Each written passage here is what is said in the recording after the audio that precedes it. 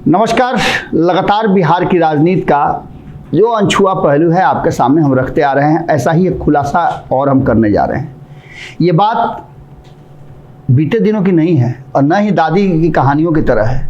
ये बात वर्तमान बिहार की राजनीति की है और वर्तमान बिहार की राजनीति में दो एक ही समाज के जो एक ही पार्टी में हुआ करते थे एक दूसरे की धज्जी उड़ाने में लगे हुए हैं। हालांकि उपेंद्र कुशवाहा ने अब तक, उनकी टीम भले ही बोलती हो, लेकिन उन्होंने अब तक उमेश कुशवाहा पर कोई भी कटाक्ष, कोई भी व्यंग, कोई भी बात नहीं कही है।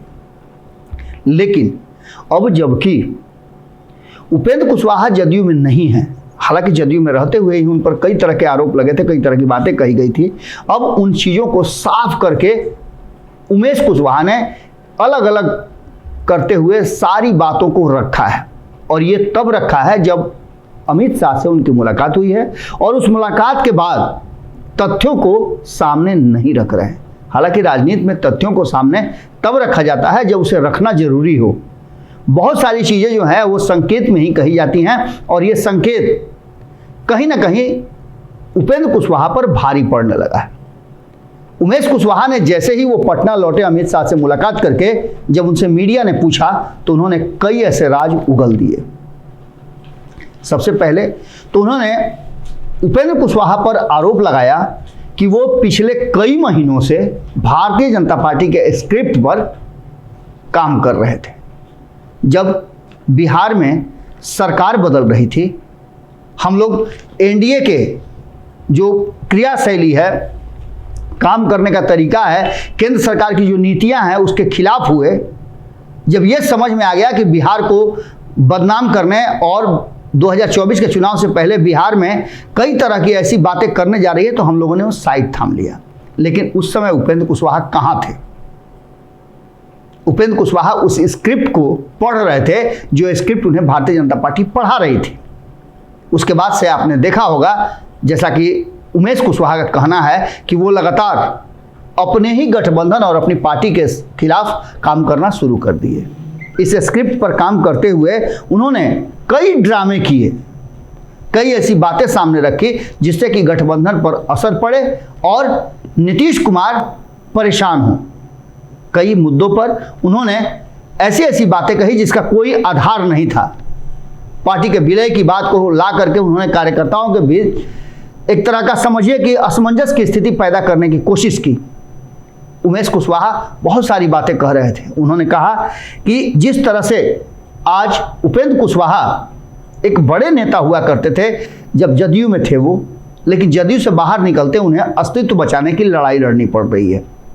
इतना ही नहीं, हमने आपको कल भी कहा था कि जो जदयू की तरफ से फीडबैक आ रहा है वो यही है कि उपेंद्र कुशवाहा और अमित शाह की मुलाकात का सिर्फ मायने इतना है कि वो अपने लोगों के टूट को रोकने की कोशिश कर रहे हैं। दावे दोनों तरफ से किए जा रहे हैं।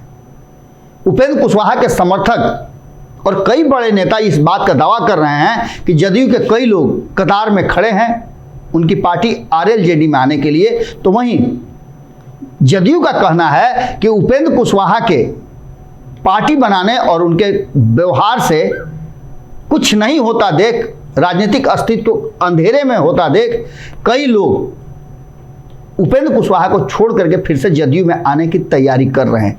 कई लोगों से बातचीत चल रही है और ये बातें जब सामने आती हैं तो निश्चित रूप से उपेंद्र कुशवाहा के लिए चिंता का कारण जरूर होगी।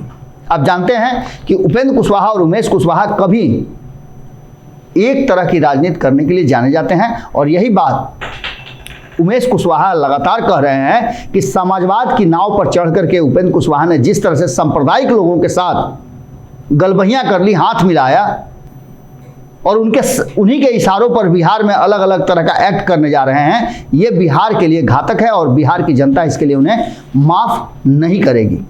अब देखना दिलचस्प होगा कि क्या ये उपेंद्र कुशवाहा की बढ़ती हुई लोकप्रियता का डर है, क्योंकि उसी पर हमला किया जाता है जिससे डर हो या फिर जिसको ऊपर करना हो।